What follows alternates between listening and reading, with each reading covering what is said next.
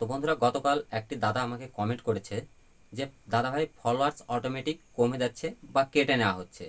তো এই যে ফলোয়ার্স কমে যাওয়া বা ফলোয়ার্স ফেসবুক আইডি থেকে কমে যাওয়া, এর পিছনে এই সমস্যাটা কিন্তু অসংখ্য কন্টেন্ট ক্রিয়েটরের সঙ্গে হয়ে থাকে, বা এখন বর্তমানে এই প্রবলেমটা কিন্তু অসংখ্য হারে হচ্ছে প্রত্যেকটা কন্টেন্ট ক্রিয়েটরের সঙ্গে। আমরা প্রতিনিয়ত হয়তো সকালে ঘুম থেকে উঠে দেখছি যে ফলোয়ার্স কেটে যাচ্ছে, রাত্রিতে হয়তো দেখছি একরকম, সকালে উঠে দেখি হয়তো 5, 10, 15, 20, 25, 50, 100 এরকম ফলোয়ার্স অটোমেটিক কমে যাচ্ছে বা কেটে নেওয়া হচ্ছে। এর কারণ কি? আজকের এই ভিডিওতে মূলত এই নিয়ে আলোচনা করব এবং আপনাদের সামনে ক্লিয়ার করব এই বিষয়টি, ফলোয়ার্স কেন কেটে নেওয়া হচ্ছে বা অটোমেটিক কমে যাচ্ছে।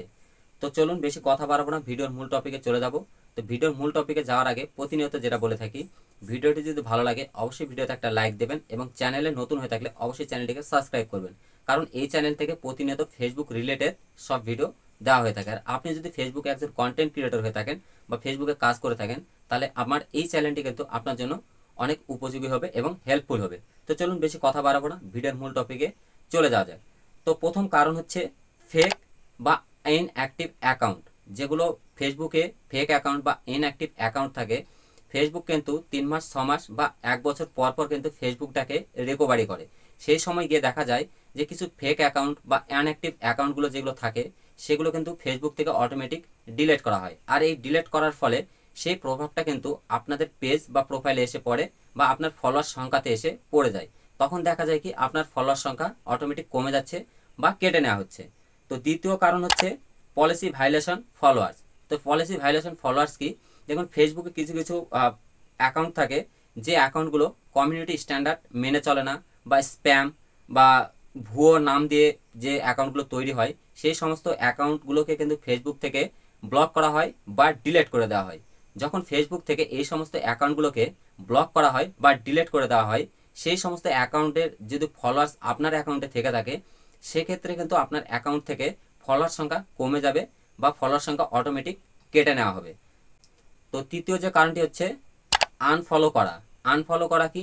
দেখুন, কিছু কিছু ফলোয়ার্স থাকে যারা কিন্তু অটোমেটিক আনফলো করে। তো আনফলো করার পিছনে কিন্তু অনেক কিছু কারণ থাকে, আপনি নিজেও সেই কারণটি হতে পারেন তার। দেখুন, আপনি হয়তো অতিরিক্ত পোস্ট করছেন, বা যে ব্যক্তিটা আপনাকে ফলো করে রেখেছে বা আপনার ভিডিও বা পোস্টে কন্টিনিউ কমেন্ট করছে, লাইক করছে, আপনার সঙ্গে যুক্ত আছে, আপনি হয়তো তার ভিডিওতে পোস্টে কমেন্ট করছেন না, লাইক করছেন না। সেই ফলোয়ার্সটা কী করবে? অটোমেটিক একটা সময় গিয়ে দেখবে যে আপনি যখন তার ভিডিওতে পোস্টে কমেন্ট করছেন না বা তার সঙ্গে আপনি যুক্ত থাকছেন না, সেক্ষেত্রে কিন্তু সেই ফলোয়ার্সটা কিন্তু অটোমেটিক আপনাকে কিন্তু আনফলো করে দেবে।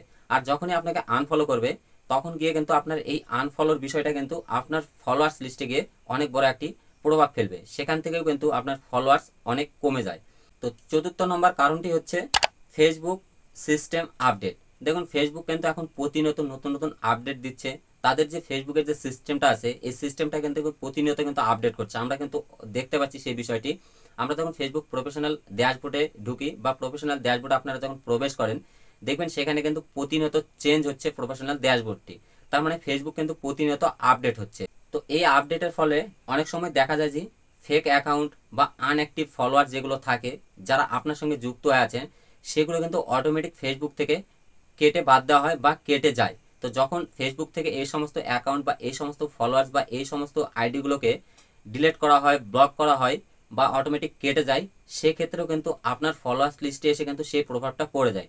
আর সেক্ষেত্রে দেখা যায় যে আপনার ফলোয়ার্স অটোমেটিক কমে যাচ্ছে বা কেটে নেওয়া হচ্ছে।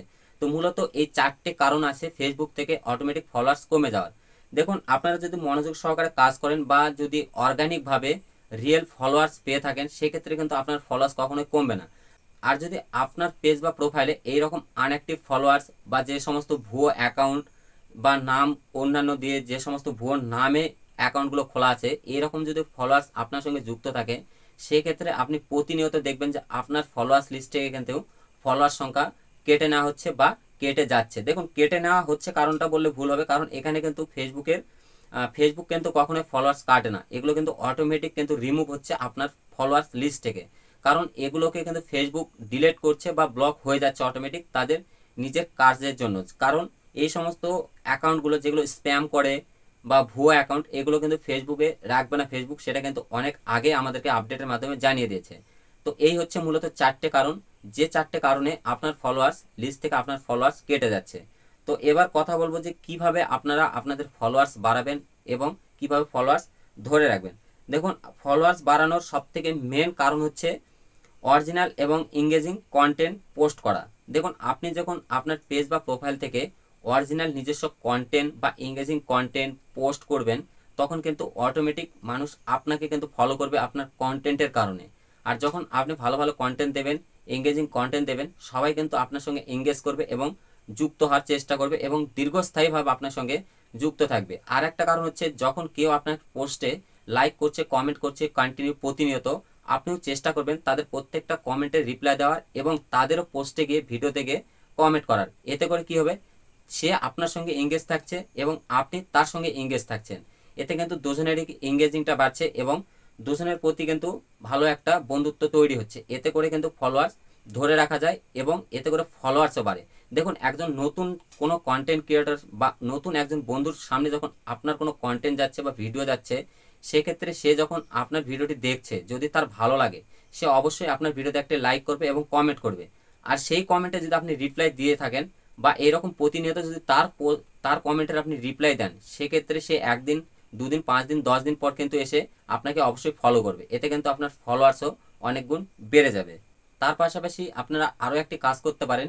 আমাদের যে ইনসাইড হয়, সেই ইনসাইডে গিয়ে দেখুন যে আপনার কোন ভিডিওতে বেশি অডিয়েন্স এঙ্গেজ থাকছে, কি ধরনের ভিডিও আপনার ফলোয়ার্সরা দেখতে চাইছে এবং যে বন্ধুরা ভিডিও দেখছে তারা কি ধরনের কন্টেন্ট চাইছে, এগুলো অপটিমাইজ করুন। দেখবেন অটোমেটিক কিন্তু আপনার ফলোয়ার্স এতেও বাড়বে। এবং সবসময় চেষ্টা করবেন ফেসবুক কমিউনিটি গাইডলাইন্স মেনে কাজ করার এবং ফেসবুক যা বলছে সেই নিয়মগুলো মেনে কাজ করার। তো আশা করি আপনাদের সামনে ক্লিয়ার করতে পারলাম যে ফলোয়ার্স কেন কেটে নেওয়া হয় বা অটোমেটিক কেন কেটে যায়। তো ভিডিওটি যদি ভালো লাগে অবশ্যই ভিডিওতে একটা লাইক করবেন এবং কমেন্ট বক্সে অবশ্যই আপনার মতামতটি জানিয়ে যাবেন। এবং আপনার যদি কোনো প্রশ্ন থাকে আপনি অবশ্যই কমেন্ট বক্সে সেটি জানাতে পারেন। আমি চেষ্টা করব আপনার কমেন্টটি নিয়ে অবশ্যই ভিডিও আনার। আর চ্যানেলে নতুন হয়ে থাকলে অবশ্যই চ্যানেলটিকে সাবস্ক্রাইব করে সদা সর্বদা পাশে থাকবেন। তো আজকে এই পর্যন্তই, আবার দেখা হচ্ছে নেক্সট কোনো ভিডিওতে। ততক্ষণ ভালো থাকবেন, সুস্থ থাকবেন।